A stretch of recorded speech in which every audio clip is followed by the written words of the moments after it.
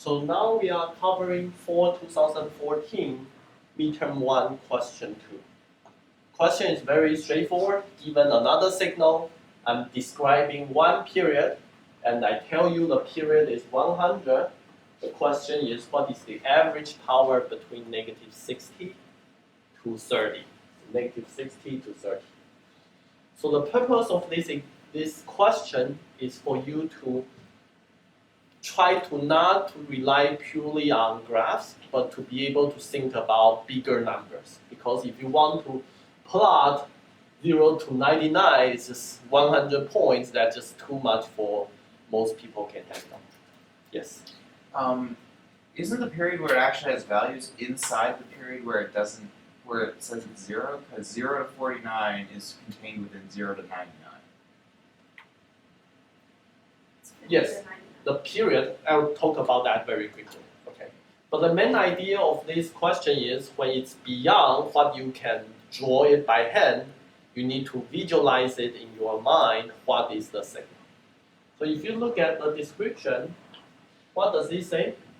It says between n from 0 to 49, so this is 0, this is 49, I'm going to have some description describing here.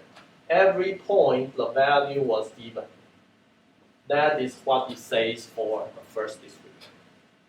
And then it says for 50 to 99, it's going to be 0 all the way.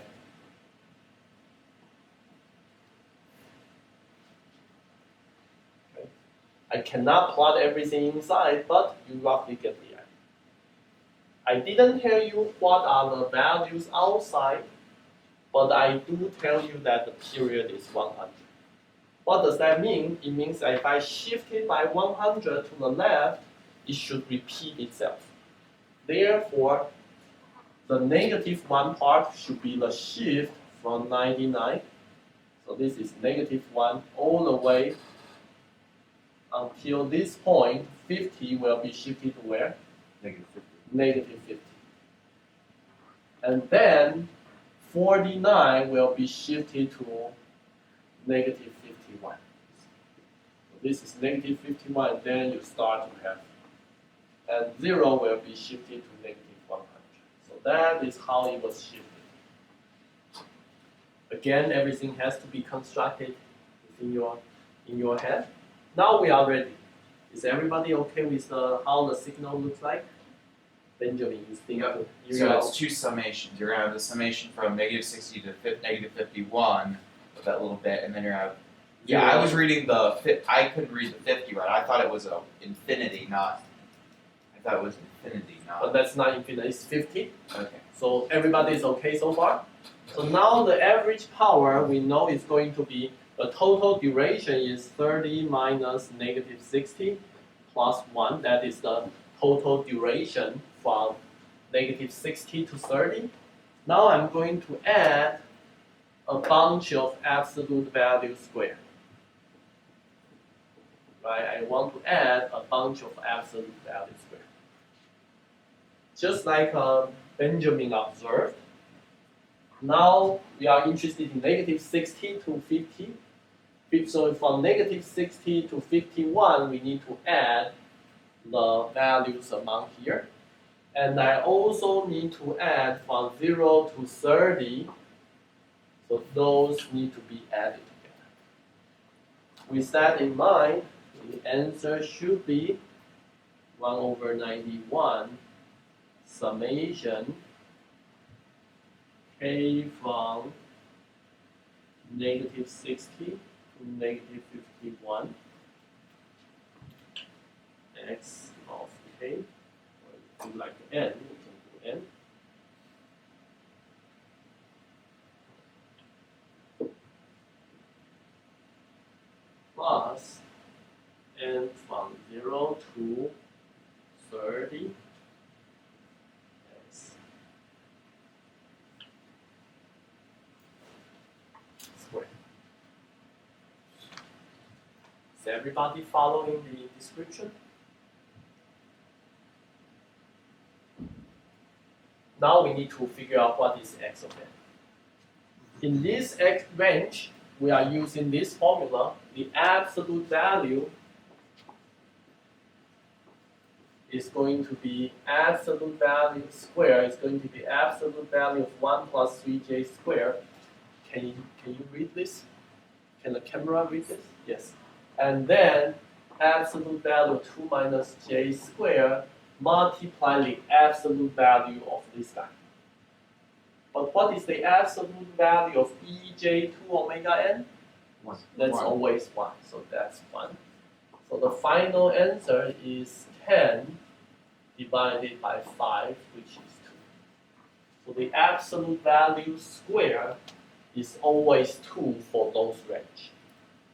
Yes? How do you know that the absolute value squared of the e term is 1? How do I know? So I will go to that very quickly. Let me answer that because ej theta is cosine theta plus j sine theta. So therefore, absolute value of ej theta squared is cosine squared theta plus sine squared theta, which is 1. So therefore, anytime you have ej something, absolute value squared is always 1. Okay. So we know it's 2. So therefore, finally, I can rewrite everything as summation n from negative 60, negative 51, 2 plus n from 0 to 30, 2. I can change everything inside to be 2.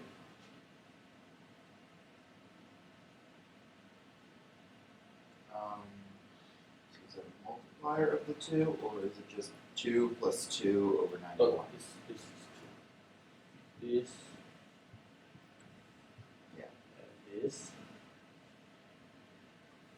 I know that, but is it 10 times 2 for each of those summations to get them to turn into actual variables?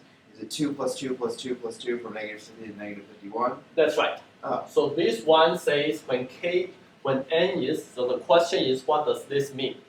This means when n is 60, the value is 2.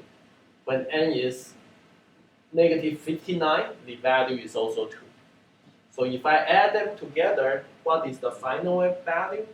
It depends on how many 2's do I have. How many 2's do I have for this one?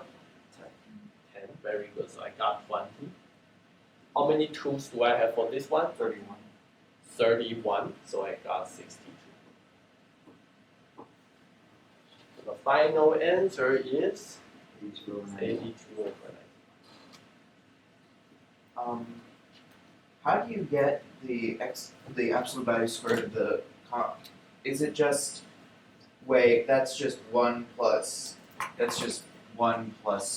3 1 squared plus 3 squared, isn't it? That's right. 1 squared, so 10 is 1 squared plus 3 squared. 5 is 1 squared plus 2 squared.